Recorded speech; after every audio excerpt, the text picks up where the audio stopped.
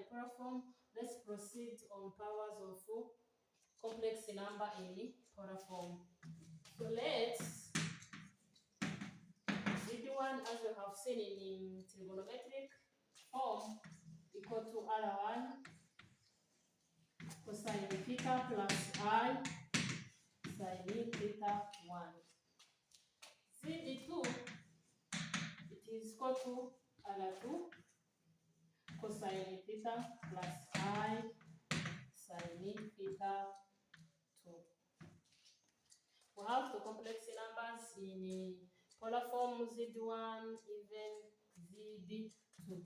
So if Z1 is equal to Z2, so this one we will have R on the modulus times cosine theta plus I sine theta. That is the value of, we are saying that if Z1 is equal to Z2, so it will be equal to modulus times cosine theta plus I sine theta. So which means Z1 times Z2 will be equal to what? We have seen that is the same. We will have R squared cosine theta 1, because it is the same, plus theta 2 plus I sine theta plus theta. From this we have R squared cosine 2 theta plus I sine 2 theta. This is Z squared because Z1 and Z2 they are equal. If we need Z power 3, what will we get from this expression? So the modulus although will be powered by 3.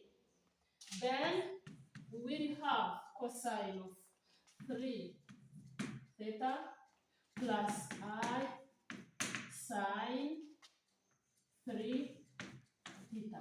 If we need Z power 4 the same, we have R or the modulus power 4 cosine 4 theta plus I sine 4 theta until n. So from this example we have here, we may get that Z power n is equal to R power n,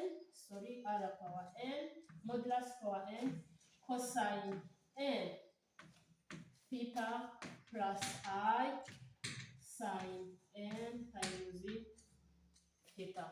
So here we talk what we call De Moivre's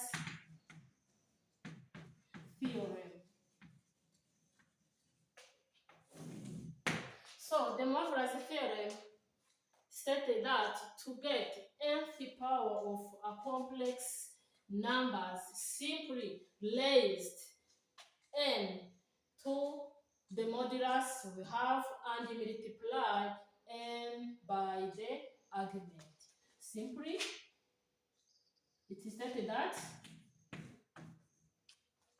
as we are saying, simply raised n to the modulus, then multiplied n to the angle we are having. So that is what the Moivre's have been said. So for all our n belongs into that one. Simply that is the Moivre's theorem that can helping us to do what? To get powers of a complex number in polar forms. I repeat it again. The Moivre's theorem stated that to get nth power of a complex number, simply raised n to the modulus and multiply n to the argument. So that is the theorem of De Moivre's. So let's take an example. Let's see Z is equal to -1 plus I. Determine Z power 20. What are we going to do first? we are going to find the modulus. The modulus of this argument is equal to square root of 1 is 1, square root of 1 is 1, we get square root of 2. Here it is negative 1, which will be squared.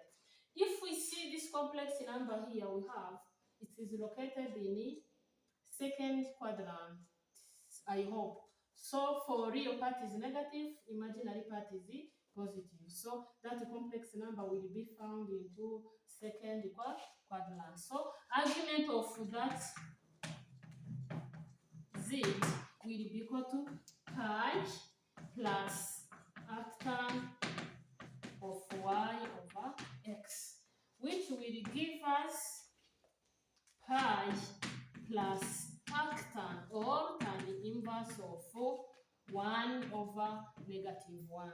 And we know arctan of or tan inverse of negative 1 is negative pi over 4, which means argument of our complex is equal to pi minus pi over 4. For here, we want to get some denominator. We have 4 divided by 4, get 1, then minus pi, which will give us 4 pi over 4. We get the modulus and we get also the argument. Coming back through the theorem of the modulus, where to get z to the power 20, we have to raise the modulus by n. The modulus we get is square root of 2 power 20. Yes. Then we multiply the argument by n. So the argument we have is 3 pi over 4. We will have 20 times pi over 4 plus I sine 20 again pi over 4. What will we have? Square root of 20, it can be equal to 2 power 20 over 2 cosine. Here it is 3 pi. Sorry, here we have 3 pi. The argument is 3 pi. We have 60 pi over 4 plus I sine 60 pi over 4. What will we have here? We have 2 power 20 over 2. We simplify, we get 2 power 10 cosine of 16 dividing by 4. If we simplify, we will have 15 pi plus I sine 15 pi. You see that our pi have repeated how many times? So here we have 2 power 10. It is the same as 2 power 10 cosine pi plus I sine pi. So we have 2 power 10 cosine pi is equal to negative 1 plus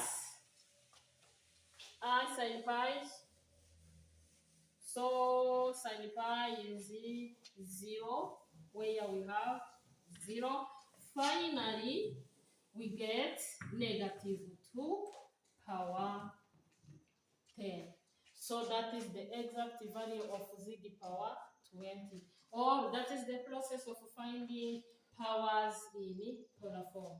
Simply or shortly, for powers in polar form, what you have to know is about this theorem. We know that when we need the power of a complex number, we raise n to the modulus we have, then we multiply n to the argument we have already taken. So, thank you. We shall continue next time.